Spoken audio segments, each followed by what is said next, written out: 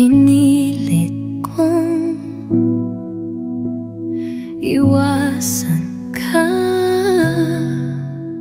dahil ako ay bata pa at wala pa daw akong alam sa pag-ibig. Pero kapag kasama ka, anong ligaya ng puso aking nadarama. Ngunit habang tumatagal, sa'kin lalo kang napapamahal. Ang puso ko'y litong-lito dahil sa nararamdaman.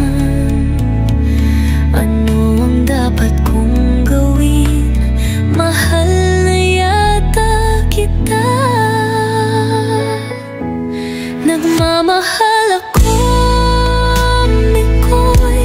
Nagmamahal kahit ito'y bawal.